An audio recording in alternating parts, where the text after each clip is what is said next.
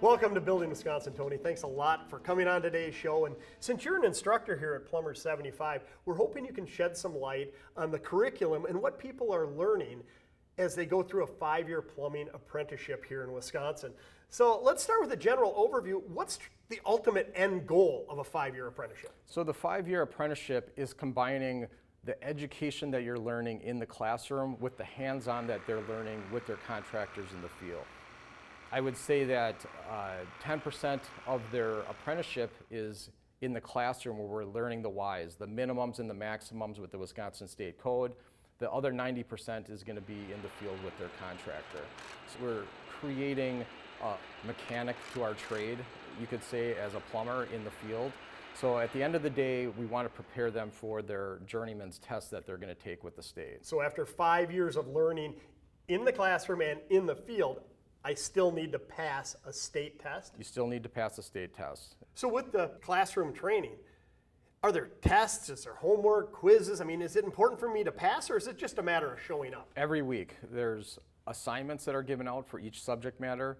There's tests given out for each subject matter. So a lot of that is just to make sure they're staying in tune with the curriculum, that it's not going in one ear and out the other, right? They're learning something so that we know that they're applying it. So their grade at the end of the semester is based off of their assignments, the quizzes that they take, and then they have a final exam in each subject matter. Okay, so is it important to reach a certain level? I mean, do I have to pass a course? Yes, there is a requirement that they have to pass 75% in order to move on to the next semester. If they don't pass the 75% in one or two subject matters, they just have to come back the next semester just to repeat that one subject. Does that happen very often, that somebody doesn't pass? It's very common. We have different levels of learning. So sometimes it takes people a little bit longer. We try not to discourage them if they have to come back and repeat. A lot of times it's beneficial that you'll see them progress further as they start picking it up. Best advice for somebody, do well in math in high school? Do well in math in high school.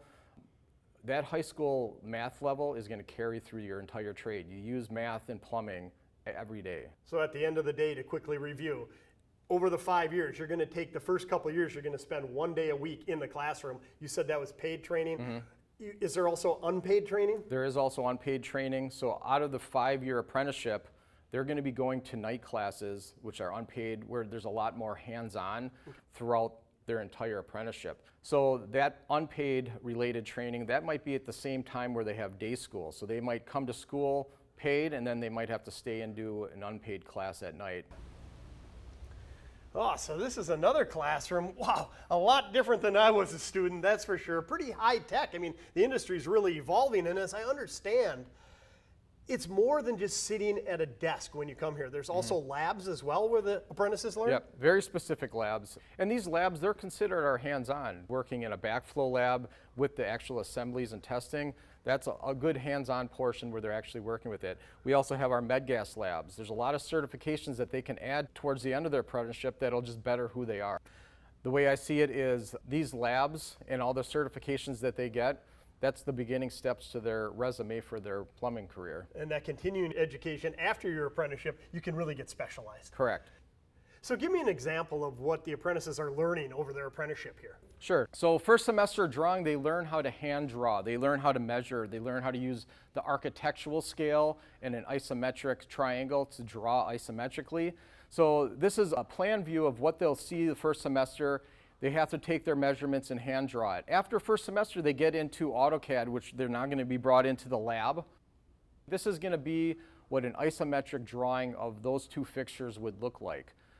So that's the two-dimensional. Once they move on to third semester, they start getting into Revit.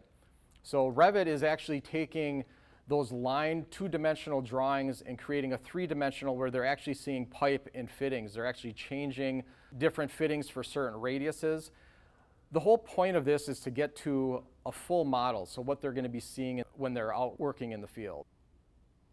So this is a typical example of what they might see out in the field. If they're working on a job, you know, if they're just doing the underground portion, they have to realize this whole model is already drawn. They could actually get into the model. They could take this all the way down to their underground plumbing if that's what their questions are or if that's what they're piping. And now they can actually fly through that model and see what piping is done. It coordinates what the other trades are doing on the job, who's going in first, so that there's no rework on the site and facility. So This is really amazing. So over the 5 semesters, ultimately, this is what I'm going to have a good understanding of.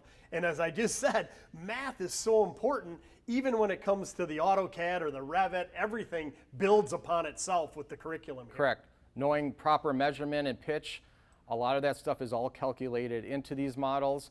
It's also good for change orders, documenting additional work. Same thing for as-built drawings. If you get to a job and stuff changes, they have the access to be able to draw something in and get it back to the BIM department so they can collaborate and coordinate it in their model smoothly. Yeah, and the electrician in this case, they have the same Revit drawing, so they look at it and they see like, oh, hey, I better not put it in first. We better have the plumbers finish their job, then we come in. Right. Everybody works off the same model. So this isn't necessarily semester 1, but over 5 semesters, this is where you're going to end up. This is where their career is taken. This is what's the standard a lot of times in the field nowadays.